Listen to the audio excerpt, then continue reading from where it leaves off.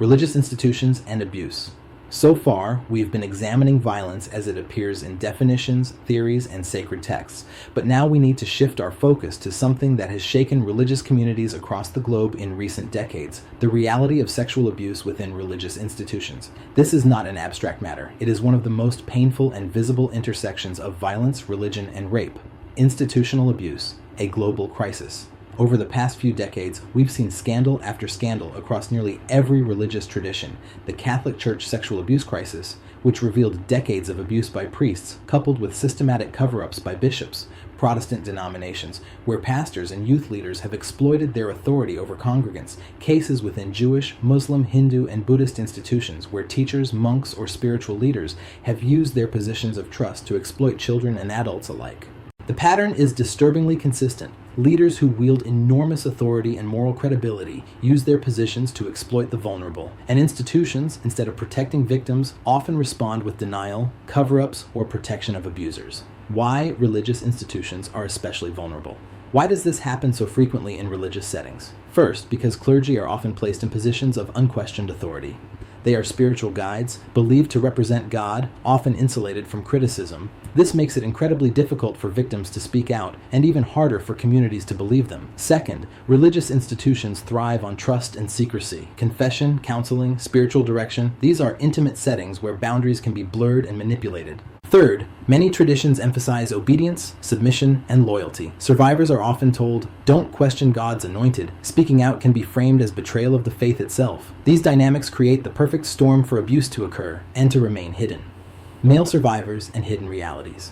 One finding that has emerged in studies is that male survivors are overrepresented in institutional abuse cases, particularly in the Catholic Church. This does not mean that women and girls are not abused, they certainly are, but it highlights how institutions often provide unsupervised access to boys, especially through altar service, boarding schools, or youth programs. Male survivors face unique challenges.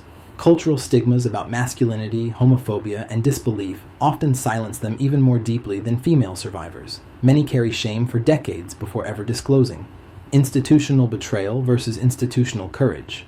Psychologists like Jennifer Fried talk about the concept of institutional betrayal. This occurs when an institution that is supposed to protect people, such as a church, a school, or a religious order, actually deepens trauma by silencing survivors, covering up abuse, or siding with perpetrators. But Fried also introduces the opposite concept: institutional courage. This is when an institution responds with transparency, accountability, and survivor-centered care. Examples of institutional betrayal include transferring abusive clergy to new parishes instead of removing them, pressuring survivors into silence with non-disclosure agreements, prioritizing the reputation of the church over the safety of children. Examples of institutional courage might include public acknowledgement of abuse, independent investigations, clear reporting mechanisms, providing counseling and restitution for survivors. Research by Gertzen and Yancey, 2025, suggests that survivors who experience institutional courage, where their voices are heard and justice is pursued, show significantly better psychological outcomes than those who experience betrayal, a crisis of faith.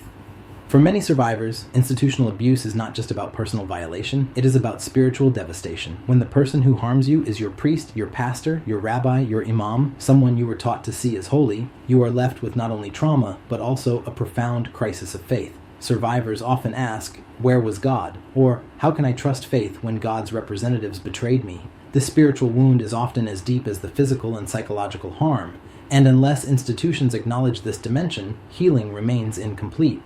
Lessons for today.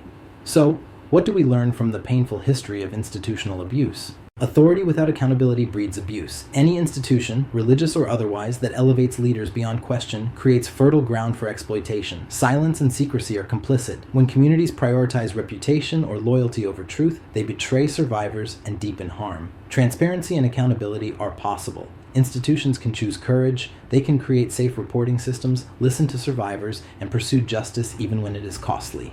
Healing must include spiritual care. Survivors of religious abuse need trauma-informed, survivor-centered approaches that recognize both their psychological wounds and their spiritual struggles. Pulling it together. Institutional abuse is perhaps the clearest reminder that religion is not just an abstract system of beliefs. It is lived in communities, in hierarchies, in power structures, and wherever there is unchecked power, there is the potential for violence. But just as institutions can wound, they can also heal. They can acknowledge betrayal, repent, and transform. Survivors tell us again and again, what matters is not only what happened, but how institutions respond afterward. If we are to build faith communities that are truly safe and life-giving, institutional courage must replace institutional betrayal. In our next lecture, we'll widen the lens again to explore how doctrinal and cultural influences, from purity codes to honor cultures, shape violence and gender norms in religious societies.